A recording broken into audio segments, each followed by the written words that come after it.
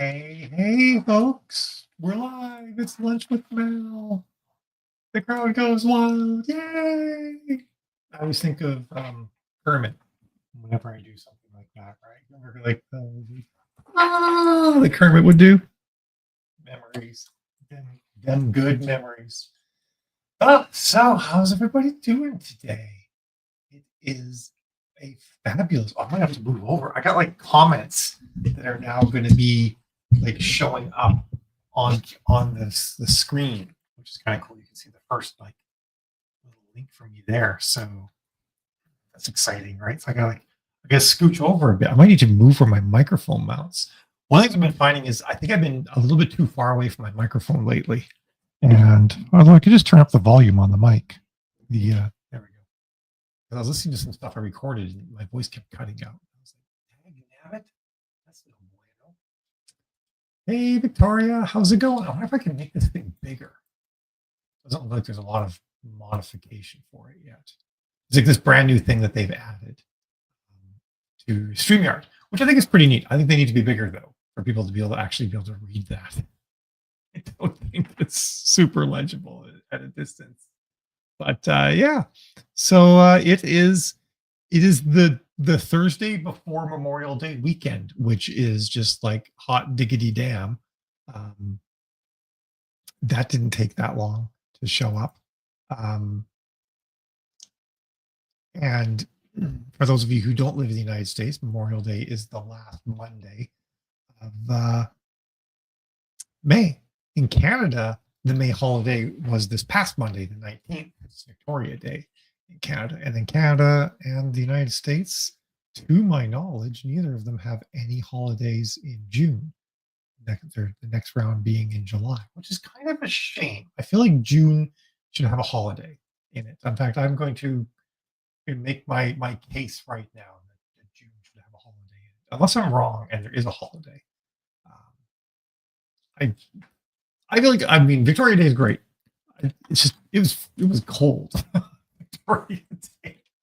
Although the entire Northeast United States has not been having lovely weather yet either. So I'm really looking forward to June not sucking in the weather department. I mean, it was 4 degrees Celsius this morning when I woke up, which is about 39 Fahrenheit.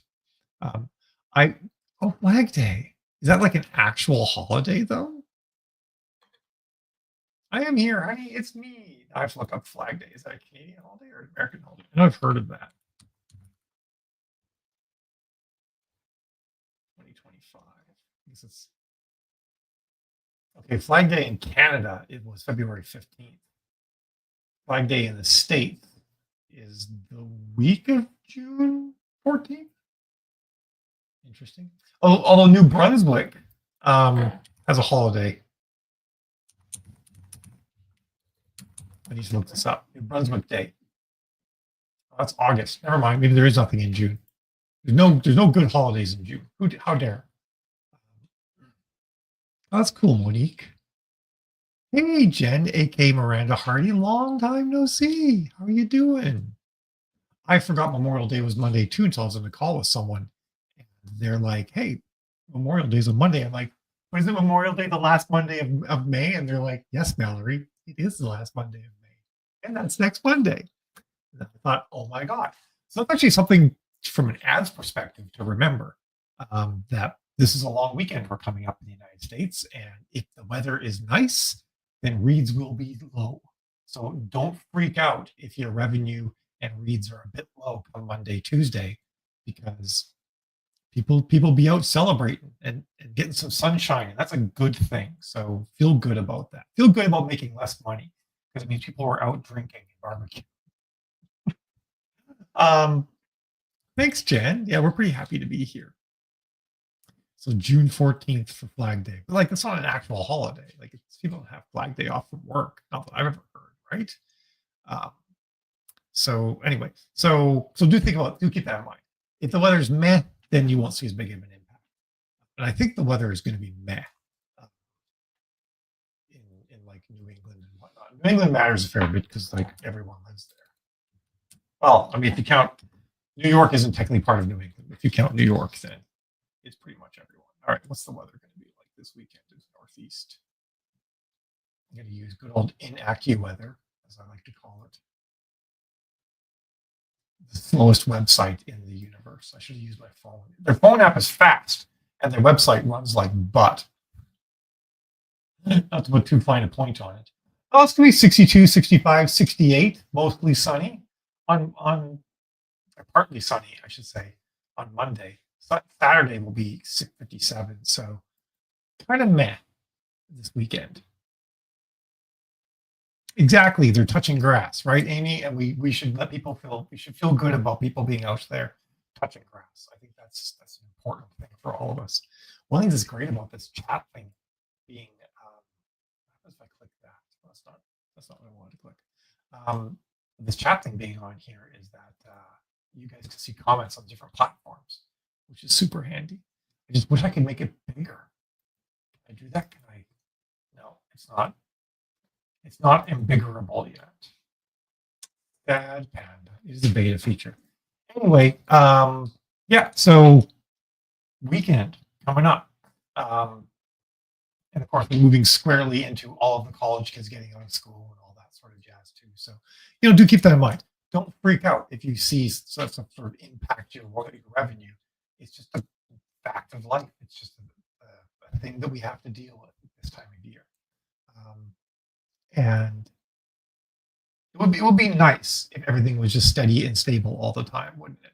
I would prefer that tremendously. But do you think you're on track for that still, Monique? I remember Monique's been this is a series you've been rewriting, right, to modernize it and to deal with some stuff. And you've got 2 more months before you have to eat crow. So we'll see how you do. How you do with that. You won't really have to eat crow. I mean, like, now I'm kind of wondering what the etymology of that statement is. Every now and then I say things I've been saying all my life. I'm like, I wonder where that came from. Hopefully that's not a terrible thing to say. I swear, bit by bit, as I've gotten older, I learned that a shockingly large number of the things I've been saying all my life are probably things I shouldn't be saying. Yeah, so you're probably wondering about this title that I put on this Lunch with Mal today, the 4 pillars of ad analysis.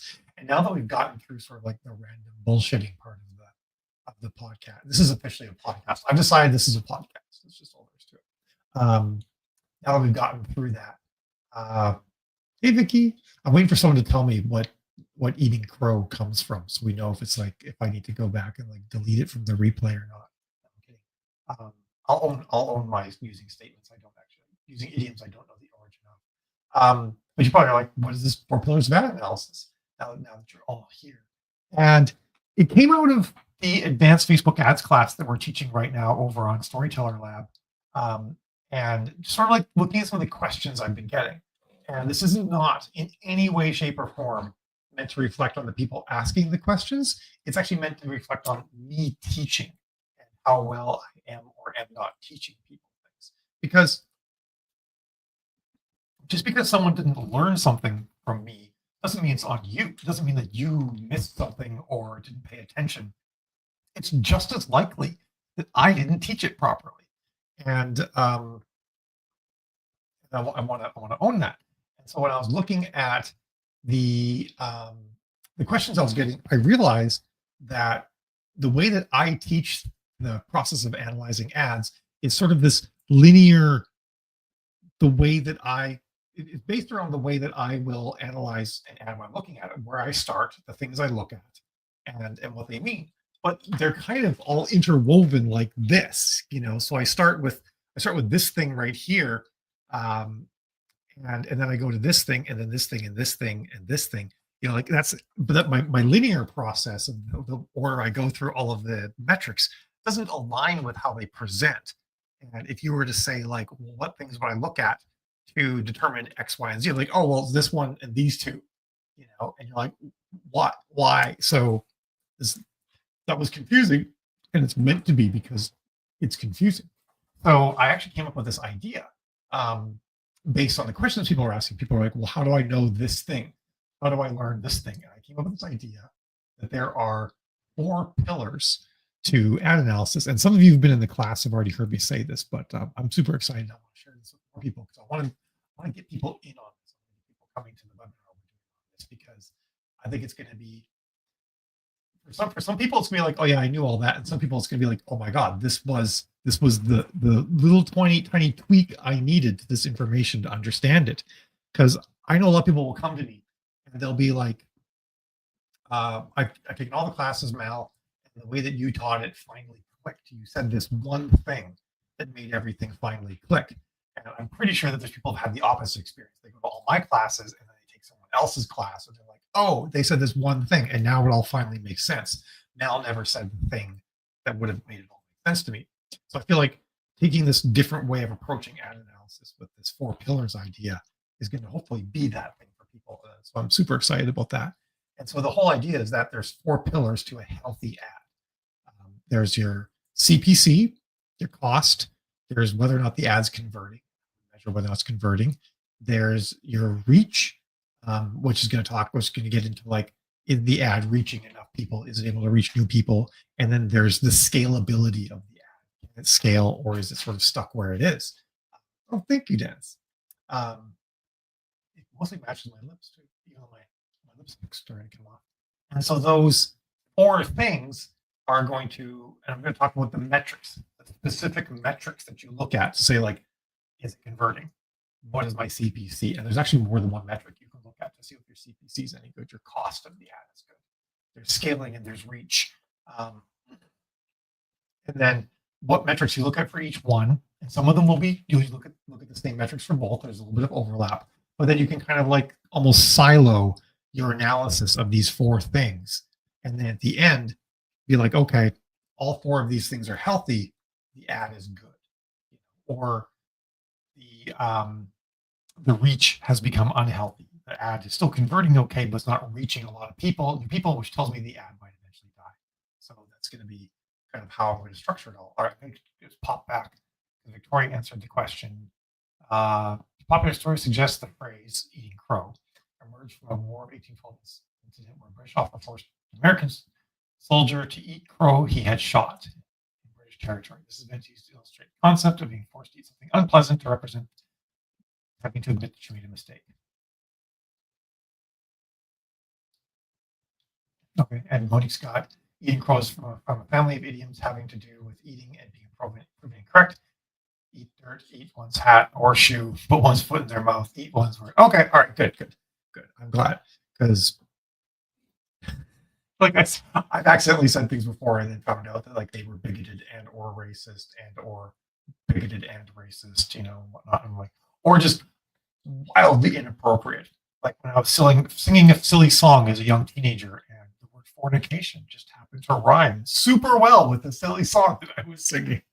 I did not know what the word fornication meant, or the word kinky around the same age too. Because I figured there's some movie that one of my friends was always quoting, and in one of the lines someone said kinky, and so I thought it was just a funny word, so I just said it to one day. My father's like, "Do you know what that word means?" And I'm like, "No, I do not."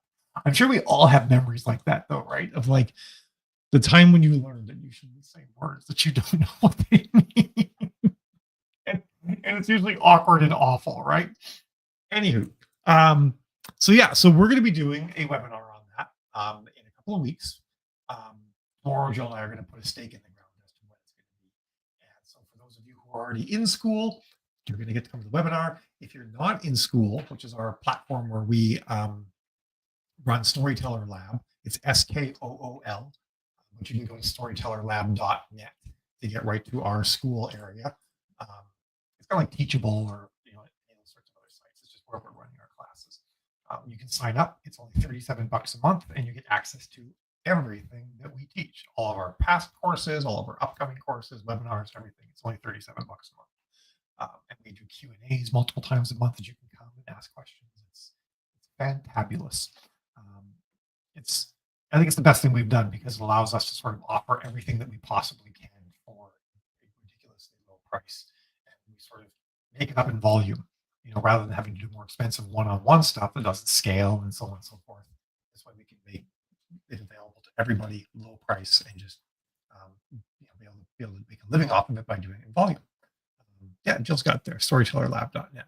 So for the whole thing with the 4 pillars, I have ideas for like some cool infographics, um, some flowcharts, and it's actually been really helpful too because I've been trying to work on for a while now flowcharts for analyzing ads.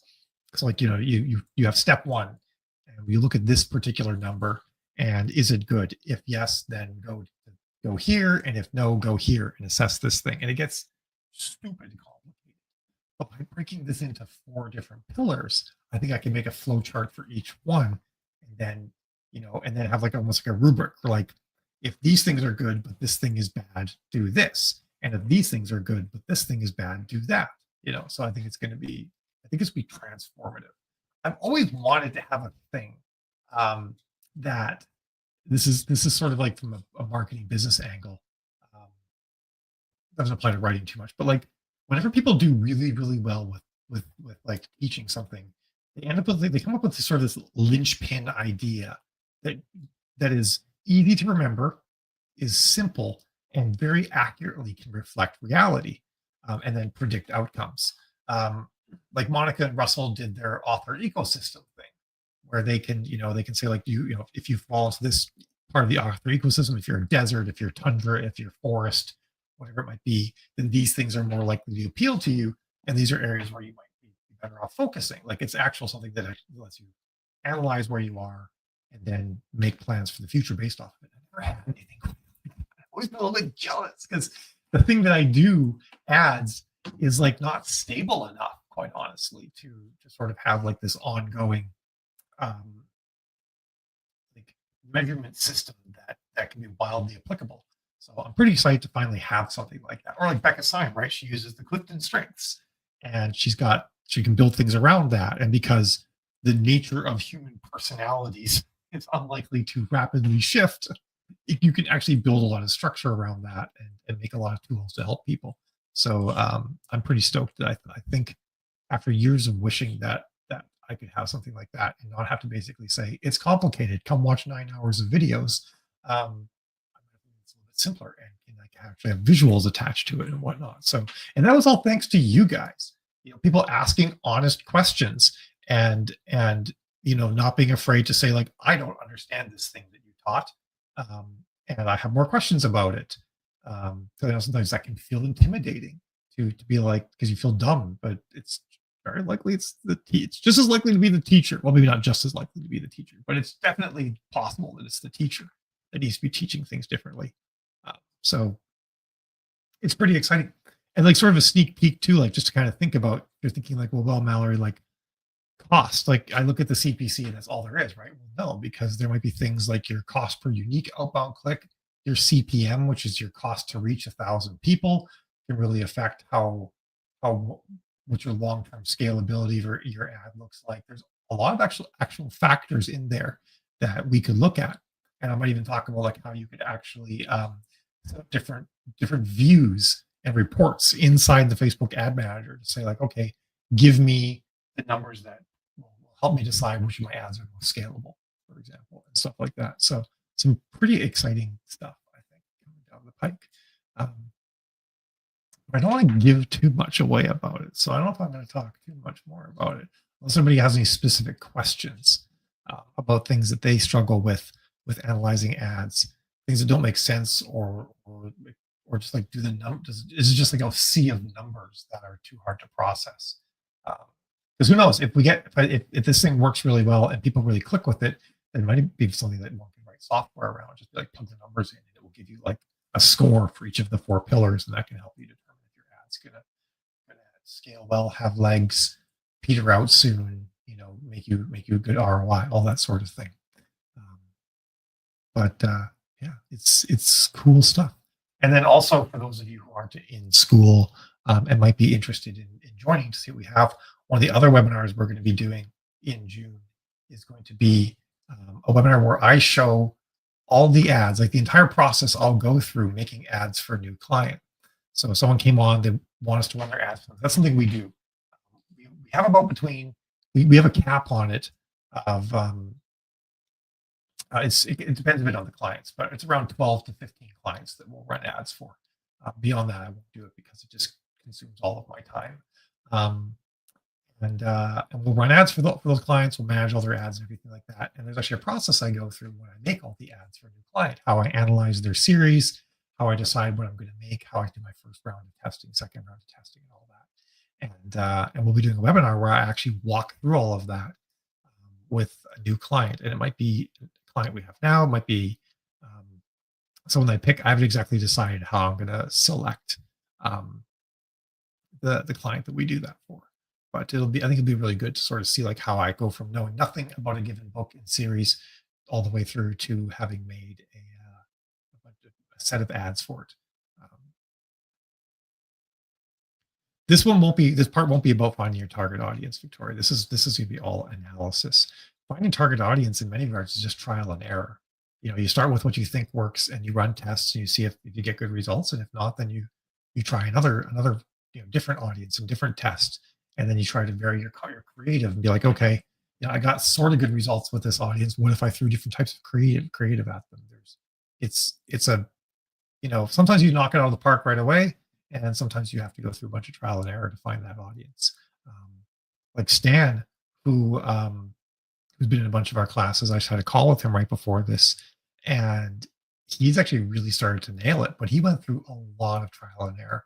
I think at this point, he said he's been making 2 to 4 ads a week and then analyzing and testing and stuff like that. And we've been at this now for probably in earnest over 2 months for sure.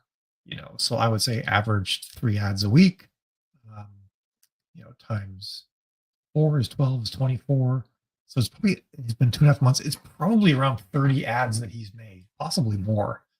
And we're really starting to like home in on what's working and what sort of creative and audiences he can use to get a predictably good ad. So it is in many regards a lot of trial and error. Also, if anybody has any like sort of generic Facebook ads questions, you guys can ask that too. I missed your comment, Monique. I'm not eating dirt. Not even when I was a kid. That was my third sister. I think no, I never needed to eat dirt because I think once or twice like I'd have dirt on my hands and I get it in my mouth. Where you drop an apple. The first time you drop food on the ground and there's dirt on it, and you take a bite and you're just like, this is awful. So yeah, I never needed to go beyond that in the dirt eating department. Also, like it's got rocks and it's going to hurt your teeth and stuff like that. It's no bueno. So I think that's all I really have to talk about today. How I'm kind of excited about this thing and about like, don't forget Memorial Day's on Monday. That's kind of important too. But no one seems to have any questions today. I need to say something controversial at some point to get real riled up, so people come and ask their questions. Or come and hurl accusations at me. I've never been good about doing that sort of thing, but maybe sometimes there's just nothing else. There's nothing going on. It's kind of good to be chill. So yeah, if no one has anything else that they would like to chat about, I've kind of said my piece, and I don't want to just yammer on forever, unless you want to hear the tales of living again or something like that. But otherwise, I think I'll split, but I will yammer for just another minute or so, just in case anyone does have anything else they want to ask. Jill and I went for a crazy drive last weekend. We wanted to sort of check out some of the areas around here to see like if we did buy a house in this area, where exactly we might want to live, because you want to like get a feel for the lay of the land before you buy a house. And we ended up driving like around half of New Brunswick. It was like 4 hours of driving that we did, that we didn't expect to. We ended up having we drove all the way to the capital city, had breakfast there, and came back. We drove on our way there. We drove kind of north through some nicer areas near we live, like smaller towns and more rustic and kind of New Englandy, which we like. And then we ended up driving over like this low mountain range, like the tail end of a mountain range before it completely flattens out. And it was like burned out boats in people's front yards. Kind of, it was pretty rough. It's like, okay. But then after going over that sort of that hill plateau area where it was a lot of people didn't seem to care about their houses too much. We came across this really beautiful farmland as well that was pretty gorgeous, and then finally came to the Trans-Canada Highway, and drove through like a really beautiful, pristine area where you couldn't leave the highway because it was military testing for forest that was used by the military for testing and combat training and stuff like that. So that was it was kind of interesting because then there was just nothing. There was just road and fences. I mean, like there were wire fences, so it wasn't like big ugly fences or anything like that. But that was a pretty cool drive. And Fredericton, the capital of New Brunswick, is actually pretty chill looking. We liked it quite a bit there. Had a good vibe. Dun, dun, dun. The 99-cent book more viable than a perma-free one in 2025? I would say since 2020, you're better off doing 99 cents than a perma-free for paid advertising. When it comes to paid advertising, that intent to buy and spend money that you get off of the 99-cent book will be much better for you. Even just that 35 cents you're going to get off of it will be much better for your bottom line on your ads than free. Because the conversion from book 1 to book 2, from a 99-cent book 1 to a $4.99 book 2, let's just use that as an example, is probably about 25%. But the conversion from free to a $4.99 book 2 is 1 to 2%. So you need to get just like a crunk load of free downloads, something to the tune of like 30 to 40 free downloads to equate the value of one 99-cent purchase. And when you're doing things like low cost, like you got like a free Booksy or something like that, you can get 15,000 free downloads for $50 or $100 or whatever it costs now. That's not a bad deal. But if you want to get 15,000 free book downloads from a paid ad, you're going to pay a good bit of money for that. And that's just not viable. It doesn't end up working that well. What's better for ad copy? Excerpt, short summary, or reviews? Reviews are the worst, unless you have amazing, and by amazing reviews, I mean reviews that talk about character, events, tropes, versus I read it all night, because that doesn't tell anybody anything about the book. It just says the book's thrilling. It's a tell, not show. We want show, don't tell, right? Excerpts are generally what I use for primary text, and then I do 5 headlines. And since we do dynamic creative or still image ads, or you turn on the text optimization for standard creative ads, then it will try your headlines as your primary text. So that's how you get your short ones in there. So that's typically what I do. And most people don't read the primary text on ads anymore. They read you have an image with some text on it, you have your headline, and that's all people are going to see before they go off and read your blurb. So I don't fret too much about that primary text anymore. It just doesn't get that much attention. And some studies have shown that very few people go scroll up and read that. They're scrolling through their feed, the image catches their attention, or the video, then they see the headline, and then the next thing they see is the button. We don't generally read down and then back up again, which is what happens with that primary text above the image. It happens a little bit more on Facebook because all of Facebook is structured that way, but it's still not like a super common paradigm for how people interact with content on the internet. So something to think about. And if you're not using text on your images, then you have to kind of switch to doing that. It makes your ads a little bit more expensive, but it actually makes them convert better. And the main reason why is because like with memes, people are super used to having text on images. What's your ratio of primary text images and headlines for dynamic creative? 1 primary text, which is an excerpt, 3 images, and 5 headlines is usually what I go for. And then if I'm going to be like rotating things out, if the ad's not working, the first thing that I rotate out is images. And if I want to hone the ad and improve it, then I start looking at the breakdowns of headlines, and I hone and improve the headlines. And then I've for quite a while, probably 2 or 3 years, I was running for myself and clients, was running short, medium, long primary text. What I found was that 99 times out of 100, 99%, I don't know why I said it like that, 99% of the time, the excerpt did the best out of all the primary text options. So I'm just like, why am I constantly trying to find all these other options when I've got the excerpt? And if I do text enhancements or dynamic creative, Facebook will try the headlines up there for the people who don't like long text, and that works for them, great. And if it doesn't, it doesn't. And to be honest, like your first chapter should be pretty hooky, right? Like it should start in a way that grabs the reader, and it should end on a hook that makes them really wonder what the heck happens next. So first chapter should be written. And so ideally, your best piece of text that you have for grabbing people and sucking them into your book should be your first chapter. So why do anything else? Why not just go with the thing that should be the most grabby that also gets them reading the book? I feel like it's kind of, to me, I feel like it's kind of a no-brainer. Plus, you've already written it, you know. So like you don't have to feel like, oh, what do I have to do now? I have to create some new content now or something like that. Like, nope, you already did it. So it helps out in that regard. But yeah, so it's been great chatting with all you guys. I'm gonna go while I'm like cruising and not just sort of like meandering at the end like I often do. I think it was a good lunch with Mel. But I'm gonna split. Oh no, I got more questions. Here I was all ready to do my outro. You put the entire first chapter to your primary text. Yeah, you can. I mean, I've not encountered anyone not be able to fit their first chapter yet. Make sure you put spaces between your paragraphs because the indents won't stick around. So if you grab an EPUB, if you copy and paste out of an EPUB, the spaces will persist. If you copy and paste out of Word, there'll be no spaces between the paragraphs, and your indents won't be there, and it'll just become a giant wall of text. So make sure there's spaces between your paragraphs, or it'll be unreadable and a wasted effort.